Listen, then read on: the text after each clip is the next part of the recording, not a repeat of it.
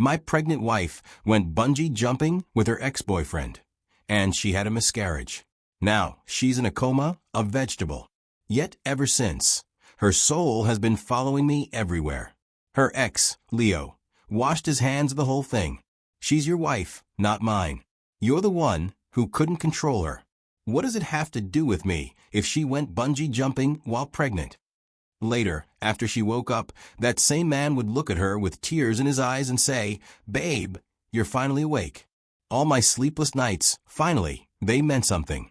When the call from the hospital came, my world fell apart.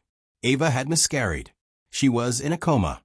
When I arrived, the doctor explained the situation with grim certainty. The baby was already 5 months along, fully formed. A tragedy. Your wife was 5 months pregnant, the doctor said, his voice heavy with disbelief and accusation. How could you let her go bungee jumping? Are you kidding me? I looked at Ava lying in the ICU, a tangle of tubes and wires snaking from her body, and I sighed. The doctor went on. The jump had caused a massive hemorrhage, leading to severe oxygen deprivation in her brain. Best case scenario, she'd remain a vegetable for the rest of her life.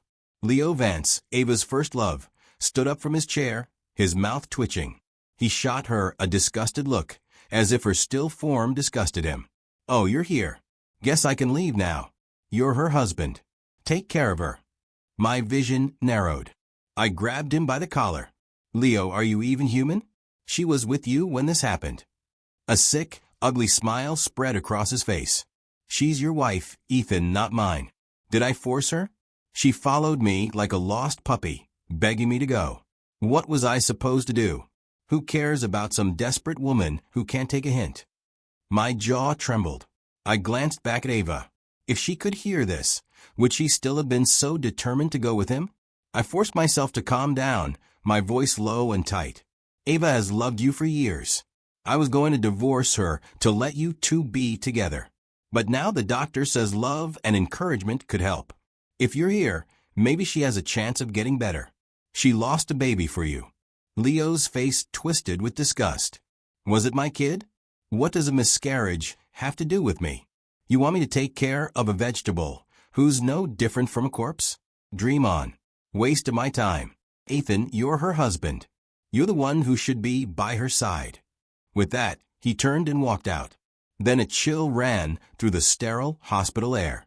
I turned, and Ava was standing right next to me. Her eyes burned with disappointment and fury. I froze.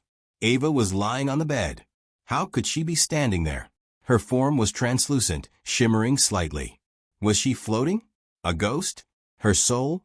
I said nothing. Good. Let her see the real Leo for herself. I pulled the folded papers from my jacket pocket, the divorce agreement I'd printed just yesterday. I scanned it one last time. I was giving her everything, walking away with nothing. As long as I could be free, I didn't care. Ava's soul saw the papers. She frowned, a cold sneer forming on her ethereal face. "Well, Ethan, you must be happy. Instead of a divorce, you get to be a widower. You must have been praying for this day, right?" But in the next second, she froze. In front of her ghostly form, I tore the divorce agreement into shreds. Then I walked back to her comatose body, my voice steady. "Ava, I was ready to divorce you because you didn't love me anymore, because of the humiliation you put me through. But now you're sick. You need someone to take care of you. I can't leave you like this. The day you get better will be the day I walk away." Ava's soul drifted around me, expression unreadable, eyes flickering with a storm of emotions I couldn't begin to name. When I first found out Ava was pregnant, I was ecstatic. I imagined our child, our family, a happy life together. But the moment Leo returned, that beautiful dream shattered. At 2 months pregnant, she secretly drove through a snowstorm to pick him up from the airport. When she got out of the car, she slipped on ice and fell. She started bleeding right there on the curb. I rushed to the hospital, only to find her locked in a deep embrace with Leo. When Ava saw me, her voice was flat. I fell. "Leo brought me to the hospital. When I needed you most, you weren't here." How ironic. Leo just smiled. Good thing it wasn't serious. Otherwise, I would have missed my chance to be the godfather. Rage boiled over. I threw a punch, landing square on Leo's jaw. Ava went ballistic, shoving me away, screaming, "Ethan, get on your knees and apologize to Leo right now. You don't even know what happened. You start hitting people. What happened to you? This isn't the Ethan I know. Apologize or I'm calling the cops." I pulled out my phone.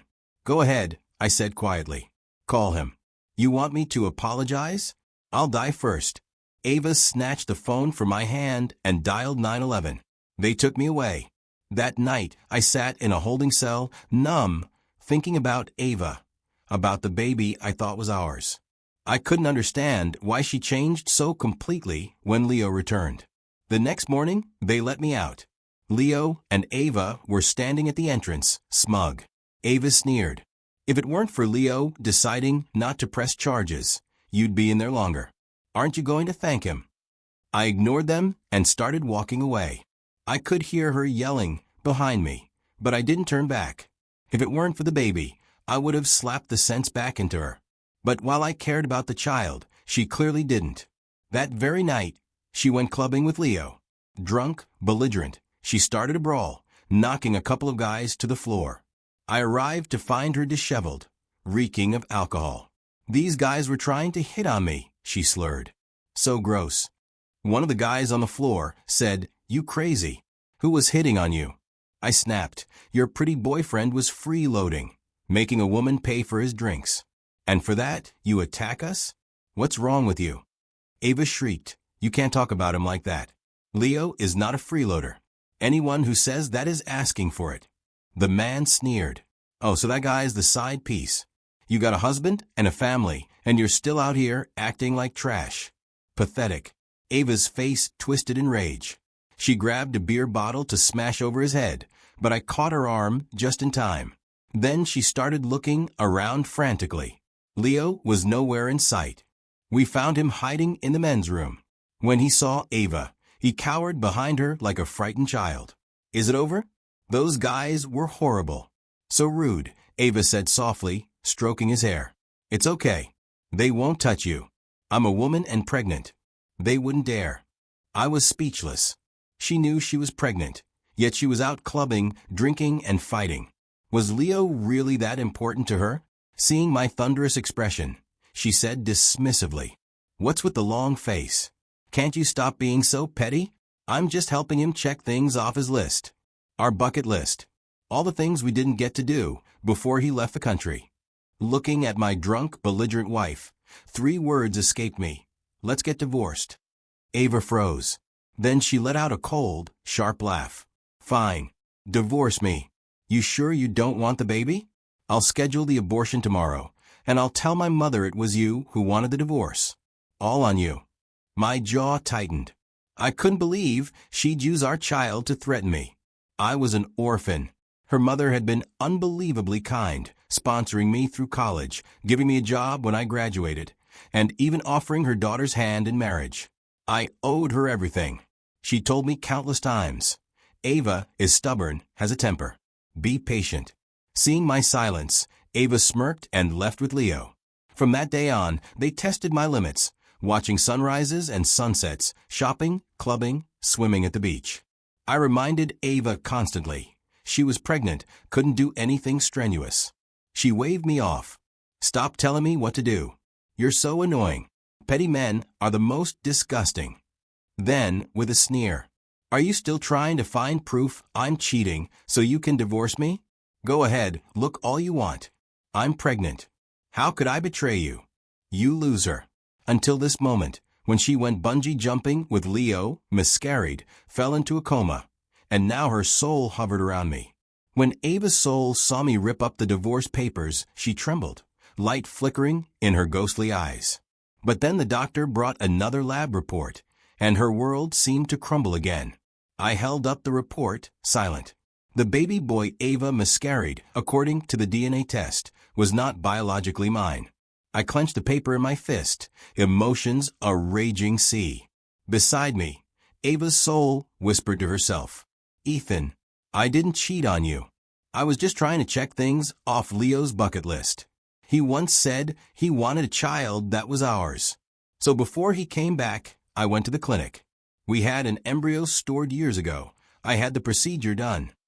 I listened to her confession, but my heart remained stone. A woman so desperate to fulfill her first love's so-called bucket list. Even if she hadn't physically cheated, she had betrayed our marriage, our trust, every moral code there was. It was like God himself couldn't stand to watch anymore and intervened, making her miscarry, putting her in this coma. Suddenly, her disembodied voice rose in anger. Why aren't you saying anything? Yell at me. Hit me. Why won't you say a single word? You coward. Are you even a man? I acted as if I hadn't heard a thing. I took a deep breath and ripped that lab report to shreds, too. Ava froze. Her soul circled me, a whirlwind of anger. And was that pride I sensed? I know you love me most, she whispered. You'll forgive me, won't you? I said nothing. My mother-in-law rushed to the hospital. When she saw Ava and heard from the doctor what had happened, she broke down sobbing. Her grief quickly turned to fury. She turned to me, voice trembling. Ethan, Ava has wronged you. I approve. You two should get a divorce. Ava's soul froze midair. Mom, why are you telling us to get a divorce? I thought you loved Ethan, she cried out, but her mother couldn't hear. My mother-in-law looked at me, expression firm. I know you've suffered these past few years. Ava's father died when she was young, and I spoiled her rotten. I thought marriage would help her mature. But now, to find out the baby wasn't even yours? I never wanted you to divorce, but I see things clearly now. Ava's soul drifted around the room in a panic. No, I don't want a divorce. I'm not dead yet. How can you make this decision for me? Are you crazy? Then her ghostly eyes fixed on me, a cold smile forming. My mom was the only thing stopping you. Now that she agrees, you finally get what you want. All the talk about loving me forever was just a joke, wasn't it? You pathetic coward. But I looked at her mother and said quietly, Mom, I don't want a divorce right now. Ava needs me. I can't just walk away. This isn't about being noble. I'm her husband in the eyes of the law. I have to take care of her. When she wakes up, then I'll leave. My mother-in-law and Ava's soul stared at me, eyes wide with disbelief. Ava's ghost narrowed her eyes, voice dripping with suspicion. Impossible. You're up to something.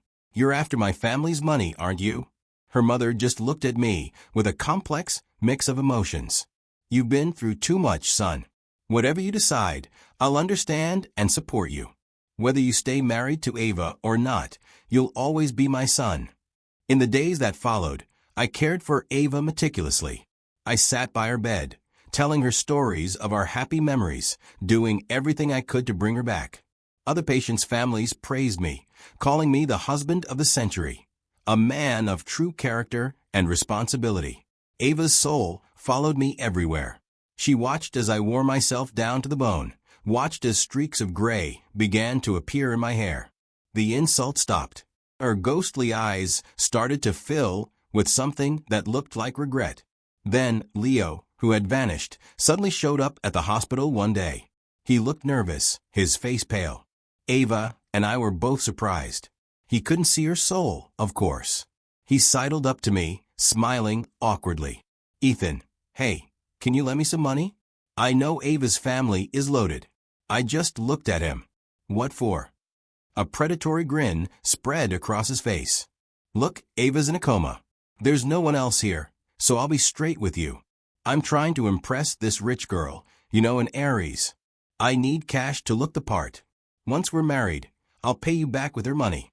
Ava's soul was stunned, eyes blazing with fury. She clearly hadn't expected Leo to be this shameless. When I didn't answer, Leo grew agitated. Ava's never going to wake up. Her family has a ton of money. Honestly, I came back to get you two to divorce so I could get with her and get my hands on her fortune. I didn't expect her to be so damn useless. She almost died from a little bungee jump. So pathetic. Ava's ghost lunged at him, screaming, scratching, biting, but she was just a soul. She couldn't touch him. Leo, you bastard. You're disgusting. Why don't you just die? She shrieked, her voice a storm of anger and regret. I just said calmly, I'm not lending you any money. Ava loved you so much. What you're doing is really hurting her. Leo laughed cruelly. Loved, that was then. The person that loves now is you. I asked her to divorce you countless times, but she refused. She was only doing that stupid bucket list with me to ease her guilt over the past. She was pitying me. Now she's in love with you, and she's a vegetable. Haha, serves her right. His words left both me and Ava's ghost completely stunned. I narrowed my eyes. Ava loved me. Her way of showing love was to run off with her ex on a series of insane adventures, to make up for past regrets. How twisted was that? I didn't give him the money. As he left, he smirked. Good luck, Ethan. Ava's your burden now. I was already sick of her anyway. Crash. I grabbed a vase from the nightstand and hurled it at the door. Leo yelped and ran for his life. A choked sob echoed next to my ear. It was Ava weeping. In all the years I'd known her, it was the first time I had ever heard her cry. Regret? Guilt? Helplessness? I didn't know. After that, I continued to care for her, growing more haggard by the day. Her mother couldn't stand to see it and insisted I take a break, go on a trip. I hired a private nurse and started planning.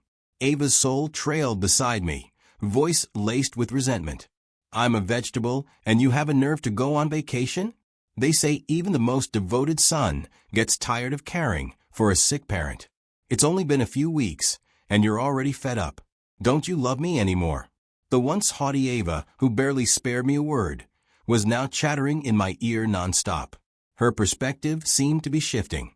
But it wasn't until my mother-in-law showed up with another woman that Ava truly broke. The girl's name was Chloe. She was my mother-in-law's assistant, taller than Ava, with a brighter complexion, arguably prettier. My mother-in-law smiled. Ethan, you were planning a trip, weren't you? Why don't you take Chloe with you? She's worked hard and deserves a vacation, too.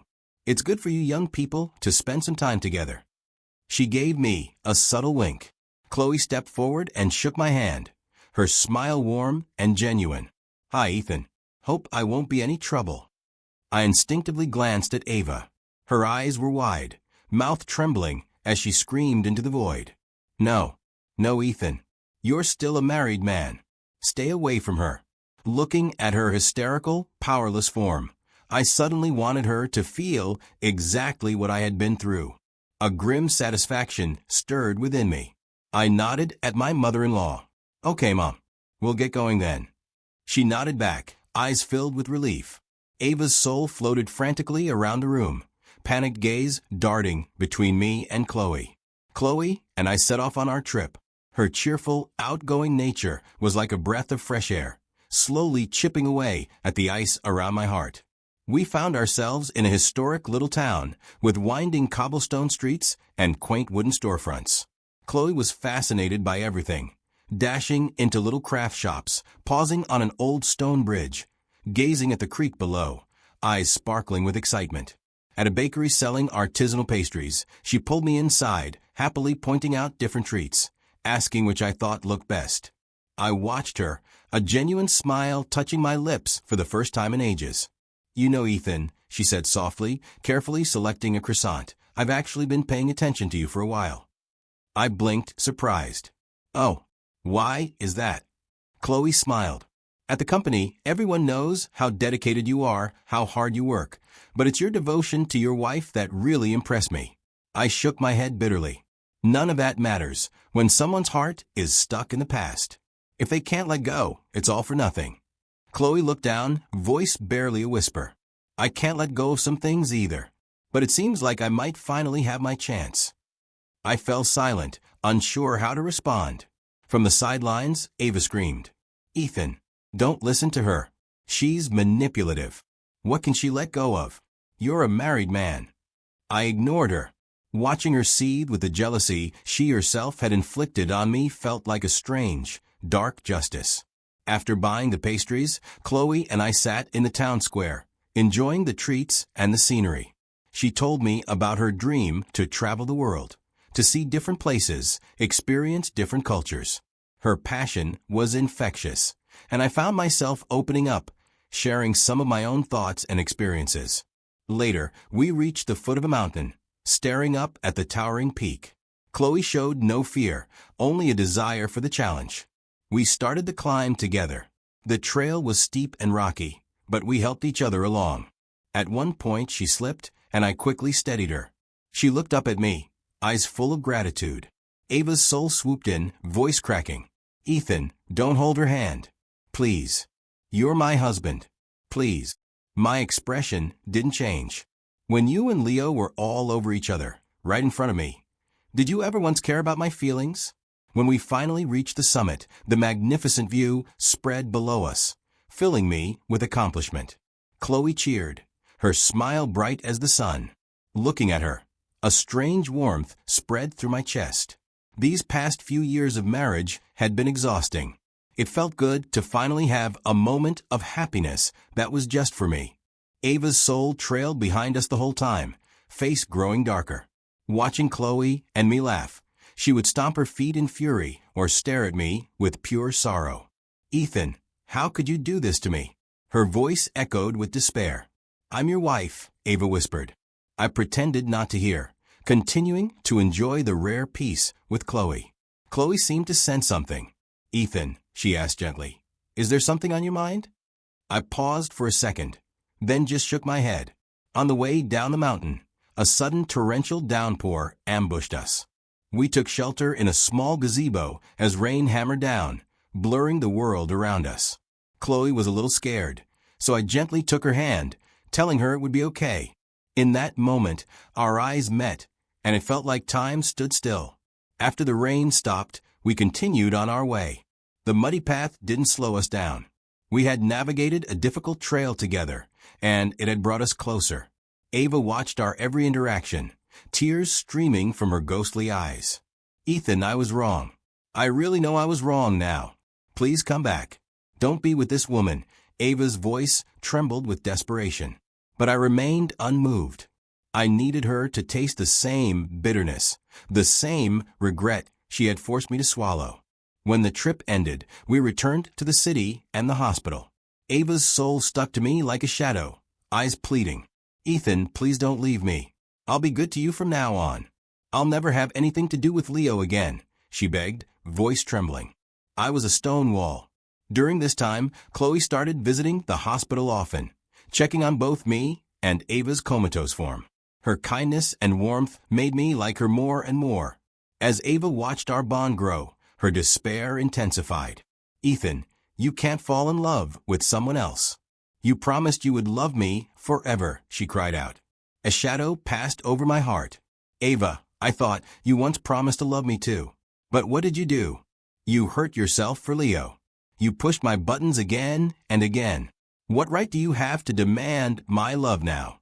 Days turned into weeks, and Ava's condition remained unchanged. But my feelings for Chloe were growing stronger. We started going out for dinner, to the movies, for walks in the park, enjoying our time together. Ava watched us, her spectral heart filled with anguish. She seemed to reflect on her past, regretting her foolishness and selfishness. She would often whisper in my ear, "Ethan, I really know I was wrong. If you could just give me one more chance, I swear I'll cherish you. I'll love you with everything I have." Her voice was thick with sincerity. Just then, the doctor came in with good news. After weeks of treatment, Ava's body was beginning to show signs of response. There was brain activity. This news elated both me and her mother. Ava's soul grew excited too. She knew she was getting a second chance. "Ethan," she promised, voice filled with hope, "when I wake up, I will make everything up to you. I'll spend the rest of my life loving you." Just then, my phone buzzed. I answered, and my mother-in-law's frantic voice came through the line. "Ethan, you're trending online." Confused, I opened my phone.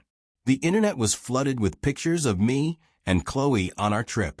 The person who posted them had written a scathing caption. "This guy Ethan is the biggest scumbag. His wife is in a coma, and instead of taking care of her, he's out having the time of his life with his mistress. This man deserves to be publicly shamed." The comments were a tidal wave of vitriol. "This guy has no conscience. His wife is practically dead, and he has the nerve to go on vacation. It's disgusting. He probably wanted to dump her for a while now. This was the perfect excuse to get with his side piece. Men like him should be punished." I hope he lives with the guilt for the rest of his life. Chloe saw the posts, and her face went pale. Ethan, what are we going to do? We never thought this would happen. I was silent for a moment. Then I said, don't worry. I'll handle it. I immediately called my lawyer to figure out a plan. He advised me to release a statement clarifying that Chloe and I were just friends, and that the trip was arranged by my mother-in-law to help me de-stress. I also called my mother-in-law to apologize for the trouble this had caused her and her company. She didn't blame me at all. Ethan, don't pay any attention to these rumors. Just take care of yourself. Besides, I was the one who wanted to set you and Chloe up. I'll have the company release a statement to help you explain. I posted my statement, and the company posted theirs, confirming that my mother-in-law had arranged the trip for us as a much-needed break. But many people didn't buy it. The attacks on me and Chloe continued. Stop making excuses. The pictures are right there. Just friends? Yeah, right. You can't trust a guy like this. Something shady is definitely going on. Ava's soul watched all of this unfold, too shocked to speak, seeing me get dragged through the mud by strangers online. She seemed to feel a pang of guilt. Honey, this is all my fault, she whispered. If it weren't for me, you wouldn't be in this mess. She wanted to help, but there was nothing she could do. Just let me wake up soon. I'll clear your name. Honey, I'm so sorry. I had a pretty good idea who the anonymous poster was. I sent a text to Leo asking him to meet. We met at a quiet coffee shop. He sat across from me, a smug, triumphant look on his face. Didn't see that coming, did you, Ethan? He said with a malicious grin. I looked at him calmly, feeling no anger. It was you. Why would you do this? He shrugged, as if it were nothing. Simple. I need money. You give me $5 million, and I'll make the post disappear. I narrowed my eyes, voice still even. And you think I'm just going to agree to that? Leo scoffed. You don't have a choice. Either you pay up or you, and that Chloe girl can enjoy being crucified online. Besides, it's not a big deal for you. Ava's family is loaded. You can just take a little from them. I looked at his greedy, repulsive face with pure disgust. Don't push it, Leo. Me? Pushing it? What about you? You were out on vacation with another woman while your wife was in a coma. Who are you to talk? I took a deep breath. Let's talk about something else. I've always been curious. Why did you and Ava really break up back then? I saw Ava's ghost draw closer. She wanted to know too. A mocking smile played on Leo's lips. While I was with Ava, I connected with this rich older woman. She was moving abroad, and I wanted to go with her. So I dumped Ava. Easy decision. As he spoke, Ava's soul hovered there listening. She didn't scream or cry. Her expression was numb, her eyes empty as a vacuum. The woman who had once been madly in love was now hearing the brutal truth, utterly still, her heart shattered into dust. Are you really that heartless? I asked him. Leo burst out laughing, as if I told the world's funniest joke. Heartless? In this world, money is the only thing that matters. Love? What's that? Ava was naive to think I'd love her forever. And you? You were just my replacement. If I hadn't left, do you really think she would have married you? Keep dreaming. I stared at his selfish, cruel face, my stomach turning. I admitted I was a replacement, but I wasn't a monster like him, wrapped up in schemes and lies. You'll pay for what you've done sooner or later. Huh. I'm not scared, he sneered. You should worry about coming up with that $5 million. Otherwise, things are going to get a lot worse for you. I stood up and looked down at him, voice cold as ice. I'm not giving you a dime. I'll handle this my own way. And I walked out. Ava's soul followed silently behind me, a storm of pain, regret, and confusion swirling in her ghostly eyes. I knew she was in agony, but this was a mess of her own making. She had to face it. We walked down the street, the sun on my skin doing nothing to warm the chill in my heart. We were both silent, the air thick with unspoken words. After a long time, Ava finally broke the silence. Ethan, I was wrong. I was so stupid to let Leo fool me like that. Her voice trembled with regret. I didn't answer, just kept walking. I finally understand, she continued. The one who truly loved me was you. and I threw it all away for someone who wasn't worth it. I hurt you, and I destroyed our love. And Ethan, I admit, at first, you were just a stand-in. But later, I really did fall in love with you. I don't want you to leave me." Her spectral tears flowed freely, dissipating into the air. I stopped walking and looked at her tortured form. The pain of the past couldn't be erased so easily, but seeing her utterly broken, a part of me felt a flicker of pity. She was, after all, the woman I had once loved more than anything. Perhaps it was the sheer force of her will, her desperate need for a second chance. The day after my conversation with Leo, Ava miraculously woke up. When the hospital called, a wave of complex emotions washed over me. I rushed over and walked into her room to see her awake, her eyes open and fixed on me. They were filled with radiant joy and hope, as if she had finally surfaced from a long and terrifying nightmare. But the peace didn't last. Leo, who must have gotten the news from somewhere, burst into the room. "Babe, you're finally awake," he boomed, triumphant gleam plastered across his face. All my sleepless nights of worrying finally paid off. He strode to her bedside and reached for her hand, but Ava coolly pulled it away, ignoring him entirely. "Babe, you have no idea how worried I was. I've been praying for you this whole time. Now you're awake, and we can be together again." As he spoke, he shot a smug glance in my direction before launching his attack. "Look at this guy. While you were in a coma, he wasn't even taking care of you. He was off on vacation with some. It's all over the internet now. Everyone is trashing us. Even your mom's company is taking a hit. He doesn't love you. I'm the only one who truly loves you. Babe, you need to divorce him right now and be with me." His words were shameless, malicious, a desperate attempt to drive a wedge between us and pull her back into his orbit. He smiled, certain his plan would work. I just stood there, watching his pathetic performance, feeling nothing. I knew this wasn't the same Ava. After everything she had been through, everything she had seen, she knew exactly who Leo Vance really was. Ava listened to his entire speech with a placid, almost bored expression. Her eyes were cold as she waited for him to finish. Then she spoke a single word. "Get out." The word hit the room like a thunderclap. Leo froze, his smug expression collapsing in disbelief. He stared at Ava, desperately searching her face for any sign of doubt or weakness. All he found was ice. "Babe, how can you say that to me? I really do love you. I'm the one who's been taking care of you all this time. You can't just use me and throw me away," Leo pleaded, voice cracking. Ava's brow furrowed in disgust. "Your so-called love is just about money, isn't it, Leo? I see you for what you are. Stop bothering me." His face went pale, but he wasn't done. He leaned closer, voice urgent. "Ava, what about our bucket list?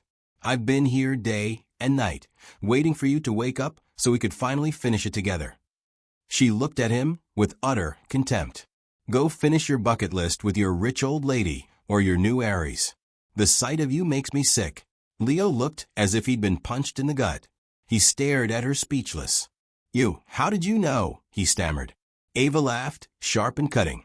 "Did you really think I wouldn't find out what you were planning? I've seen your selfishness and your greed up close.